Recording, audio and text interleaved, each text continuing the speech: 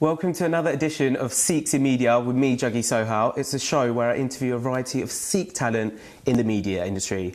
And my next guest, he has an amazing client list with the likes of Judi Dench, Hrithik Roshan, Amitabh Bachchan, and that's only to name a few. He has a massive following with over 45,000 on social media, and today he's going to tell us about his journey into magic. It's the one and only Magic Singh. Hey. How's it going? Good, thank you. Did you like that intro, yeah? That was beautiful. Wow. So for those who don't know about you, can you tell us just a little bit about you and what you do? Sure. So I started at the age of 11.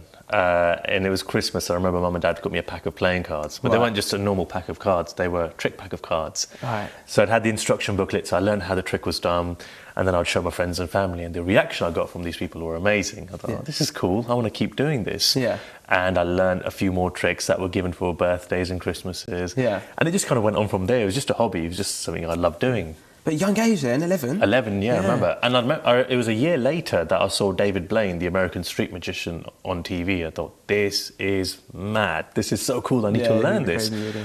Ever since then, I started going to libraries. Yep, we still went to libraries then. And read up on magic and how certain tricks would work. And I'd learn, I'd be there practicing and I'd show my friends. And the reactions are brilliant, and I loved it. I was hooked by that point, and I just wanted to learn more and more and more, and using the internet to learn more tricks and things like that. So it just kind of escalated slowly like that. You've done so well, haven't you? Well, I'm doing it professionally all over the world now, which is brilliant, so it was worth it. And tell us about the name Magic Singh, because you didn't actually come up with it, did you? No, I didn't. Again, so I was at school, and every break time, playtime, I'd have an opportunity to get my playing cards out or my coins or whatever it was, and I'd start showing my friends. What would happen is, the more popular I became, if you like, they'd get crowds slowly kind of circulating me, and they'd get bigger and bigger, and teachers think, oh, there's a fight going on, but it was just me performing magic, which is quite funny, but serious at the same time. And what would happen, the sixth formers would come by going, oh, look, that Magic Singh guy's here, And I don't know who came up with it, but thanks to whoever did. So your schoolmates, really? So, they weren't even mates, they were just people who knew, who would watch my magic. And I was only in year 7 at the time, I was 12. And someone came up with Magic Singh. I don't know who it was. So someone out there has got a claim to your name. No one knows it's them, which is quite funny. It just says what it is, it's a good name. So I just stuck by, and people remember that, which is brilliant. And as a branding piece, it's fantastic. Right, so you know what I'm going to ask you now. We have to do a trick. Absolutely. Come on then, let's I'm going to use playing cards, because I love doing magic with playing cards. Right, okay. These are my Magic Singh playing cards, by the way. And there you go, look. Naughty little plug. And there are 52 playing cards in this deck. Right. And just the camera can see, which is really important, and Juggy, especially you as well. And you can see that they're all there, right? Yeah. Nothing technical or anything like that. You're simply going to say stop wherever you like. Go for it. Stop. Take the card, have a look. Now, have a look for yourself. Don't even let the camera see just yet. In fact, I'm not going to ask you. I love these playing cards, by the way. Oh, thank you. Don't show the camera. All I want you to do is remember that card and leave it face down on the table. We will get back to it later. For now, I'll move these out of the way. I have here a tube of paper. This will make sense in a moment. Right. All I need you to do is just think of that card. Right, yeah. So remember, you're now thinking of this card. It's only in your mind. You're the only one in the world right now who knows what this playing card is. Even you guys at home don't know what this is. So let's try this out. I mean, just the furthest my sleeves go back. I have here. Oh, by the way, don't try this at home. It could be a little bit dangerous. Warning right there. So yeah, got to play it safe. Watch this. Just keep watching the fire. Yeah. I know you're slightly concerned. Oh, we're in a studio. Watch.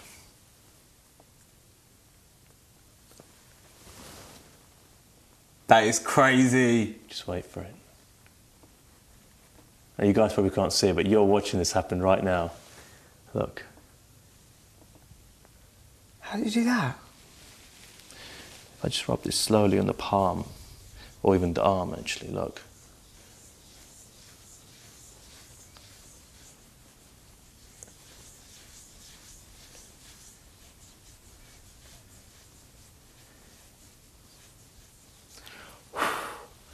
I don't know if you can see that clearly, but that looks like a K slowly appearing to me there.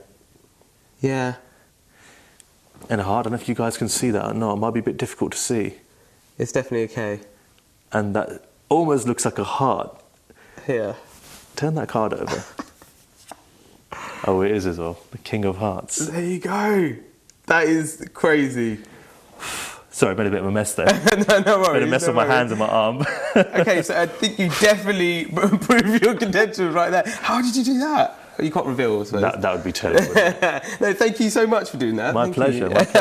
I'm still baboosed, but so you told us magic shit, but like, what first drew you to magic? Was it the fact that it was just a hobby for you, or was it just something that it was because it's not the traditional Sikh Indian career? It really isn't. Like you just said, it was a hobby at first. When I'd see magic on television, I'd see magicians performing. I think, oh, this is so cool. I want to learn some of this. And like I said, there's magic tricks available. I didn't know of this. And then when people told me, and mum and dad bought me these trick cards, I'd learn the moves and how to do it. Yeah. And then I'd read up on books. And it literally was just from there. It was like a snowball effect. I just wanted to learn more and more and more and more. Yeah. And I never thought it'd become a career. It's just something I really loved doing. I had a real passion for this. I mean, right up until my GCSEs, my A-levels, it just grew stronger and stronger.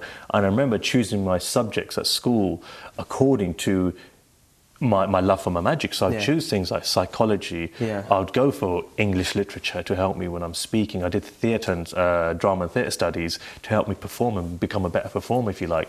And then, of course, I chose the whole media studies subject as well to understand media and how it works and what people like. And you know, of course, media has changed from when it was back into the early 2000s to how it is now. I mean, we've got social media, which is such a strong thing now. It's a whole new kind of world, isn't it? Yeah, absolutely.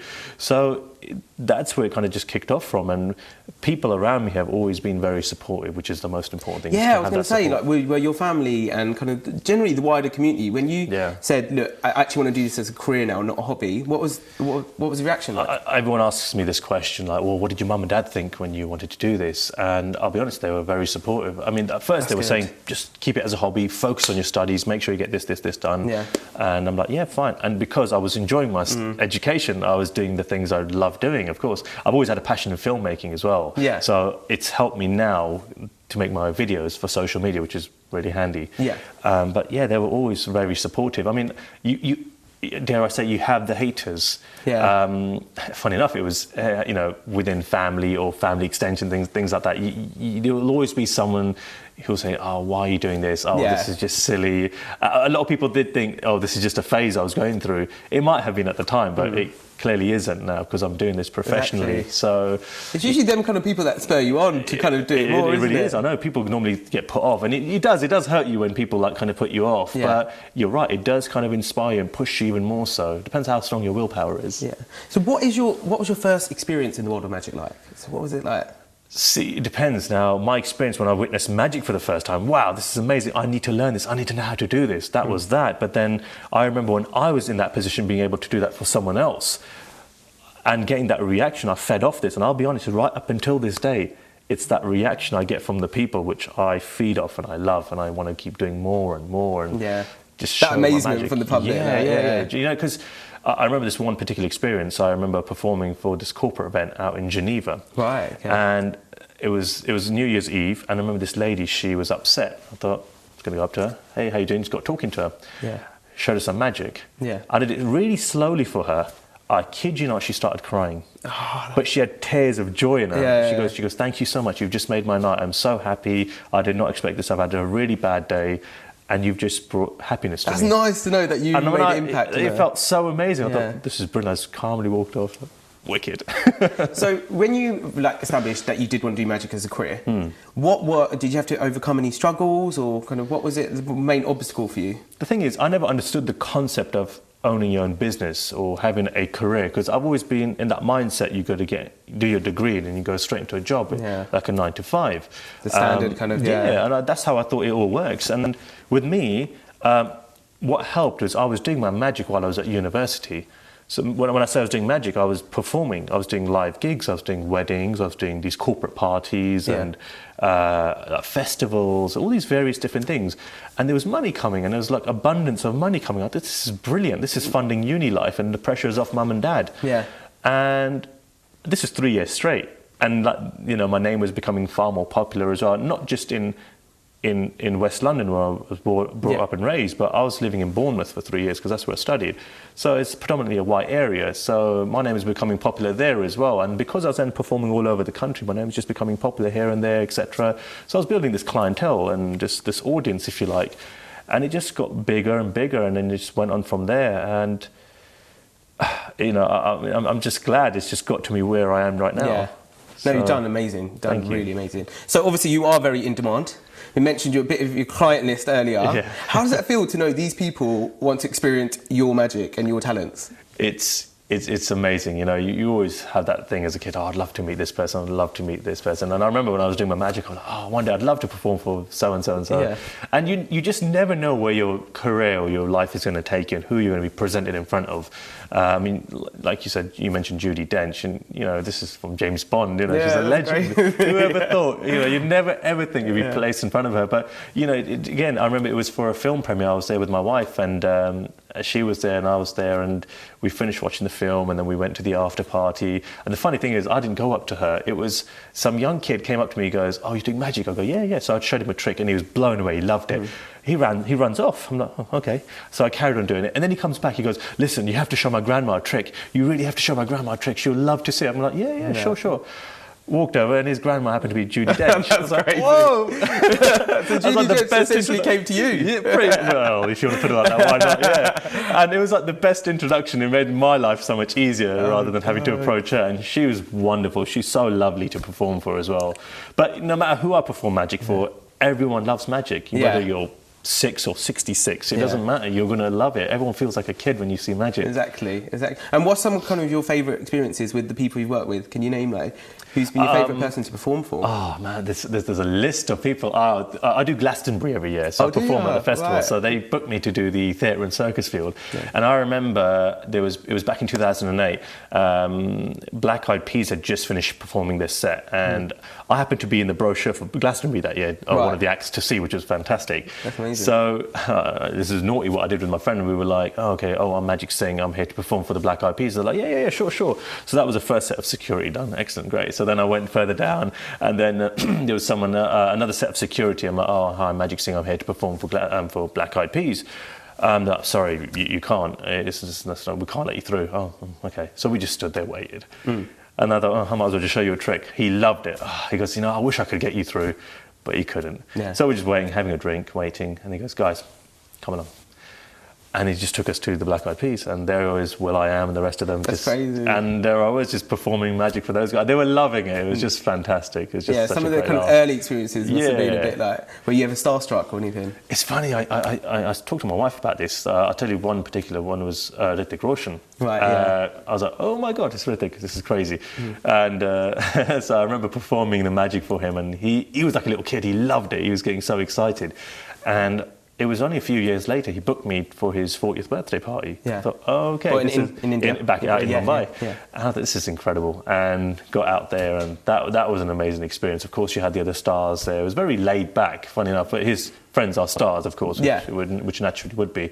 And I remember just performing there, and it was just brilliant. It's funny, I see him as a friend now, as opposed to like, it's Hrithik. Yeah. I know about my wife, she probably sees it like, one of those moments, but it's nice. It's such a nice experience to, perform for the stars. I think I've got used to it now, performing for the stars, but I say that, there's an array of people I'd love to still perform for, I'd love to meet Jim Carrey at one point, I'd love to meet Jackie Chan. I've got like a list of What about any kind of Sikh talent? Have you thought of any kind of Sikh talent? I came across, who have I come across? The thing is, I've been in the industry, so I've come across a lot of influential Sikh people, and like this my generation or slightly older generation, but now you've got the younger generation. You've got like the YouTube stars like Lily Singh now. She's so amazing, she's done really well. You got Just Rain and a couple of these other stars. Who are doing fans. So I'd love to do magic for these guys, and I know they'll love it. I can tailor something. That'd be good just little for them YouTube collaboration. Yeah, exactly, and that's where it's at as well now. So it's a potential thing, I guess. So obviously you said you performed in India before. How was that? How was that experience? Amazing. Oh gosh, I got to meet many stars out there. There's a really good friend who lives out there, and he's a photographer for the stars.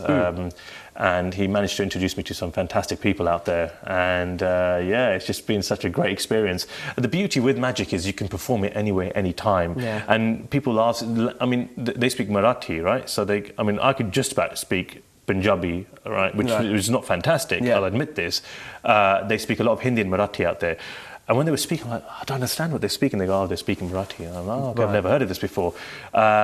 But when I started performing the magic, I remember performing for Raj Thakare. He's a massive politician out there. Right.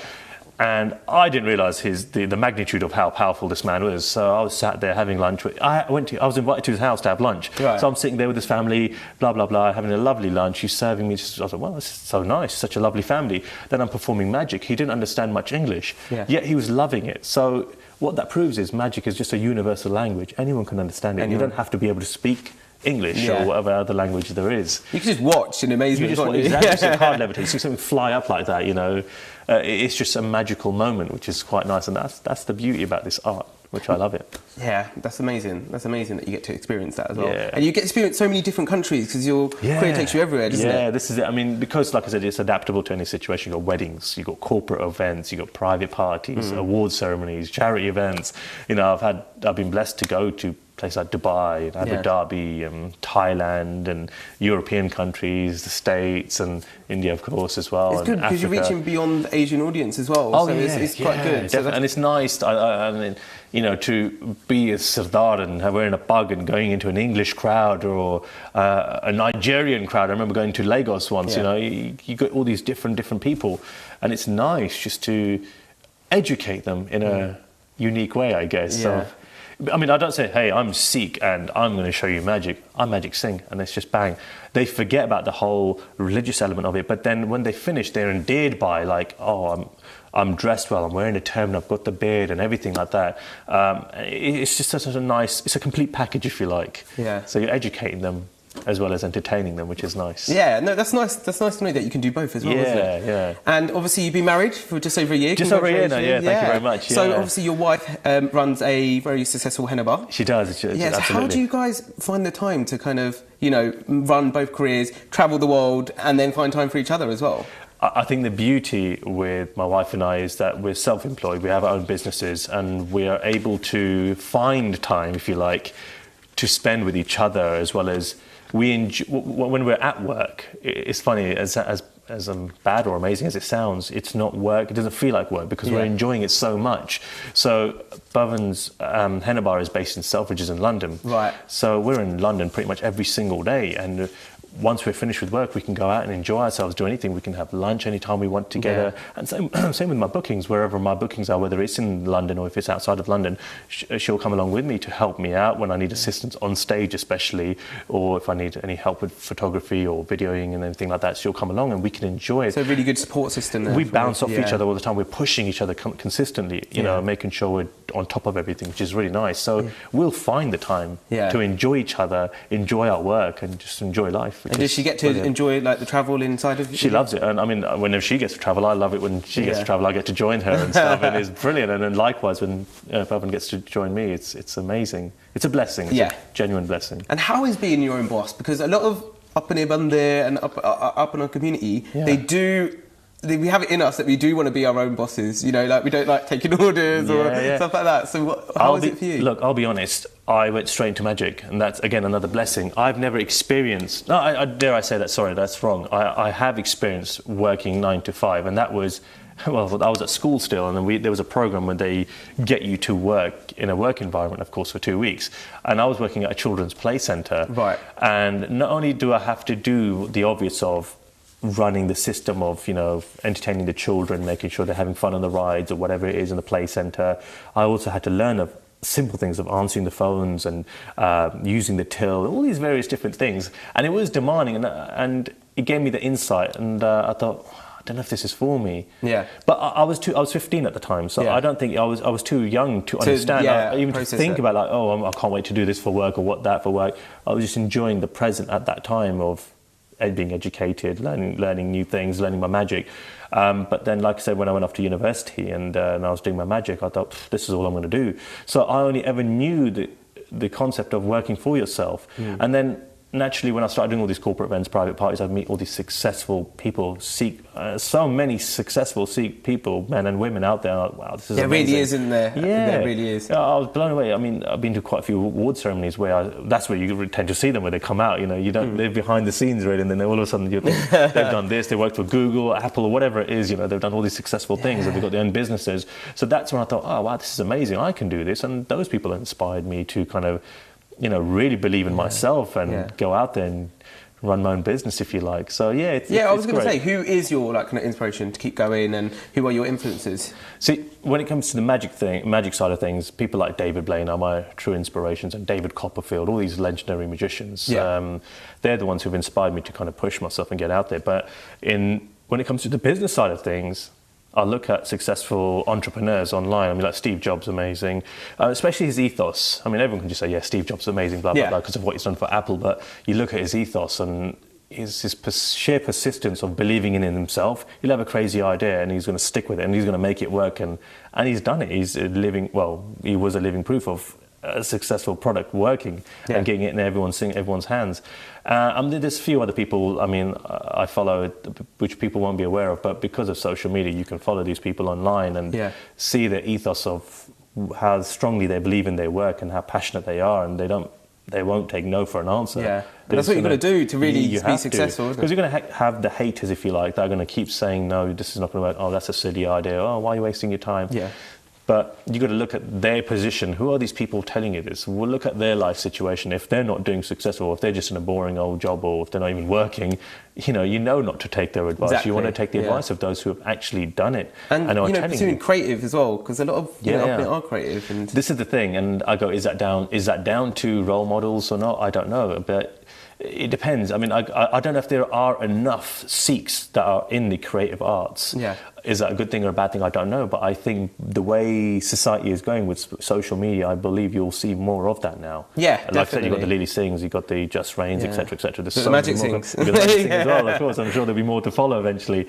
But, it's just about inspiring a generation. I'll tell you a really quick thing, if you don't mind, is I've met some young guys have encountered my magic, and they had cut hair, etc. I mean, I didn't think twice, right?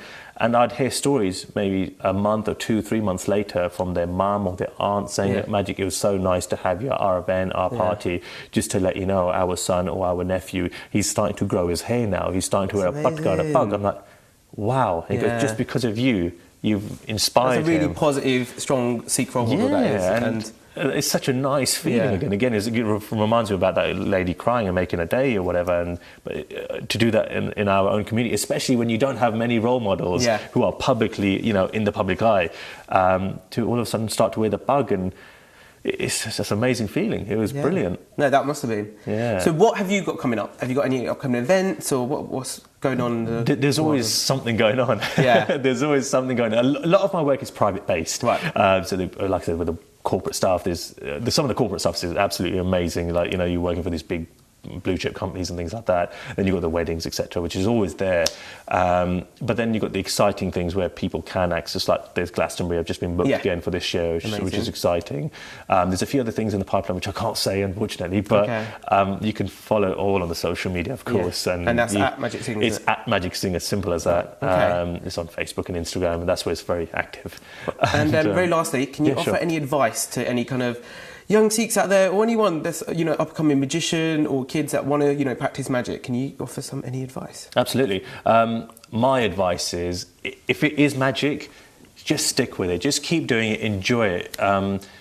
It's really important, I believe, in life. I'm 31 now. I can't give you wise advice, but if there's something you genuinely like and you feel passionate about, whether it's football, whether it's art, whether it's magic, whether it's singing, whether it's acting, whether it's construction, anything, you got a passion for it, just stick with it. Enjoy it. You never know where that can lead to later in life. Because whether it is in construction, you might be so artistically clued up with how you want something to look externally on a building, for example. You think, wow, I can make something of this and create something beautiful. Stick with it. People may laugh at you. You're going to get haters along the way. But just stick with it. That's the most important advice I could give, is just never, ever give up and just stick with what you love. Well, some great advice there. Thank you for your time as well. Definitely come back on. I will, absolutely. I hope you guys enjoyed today's edition of Sikhs in Media. Please join us next time.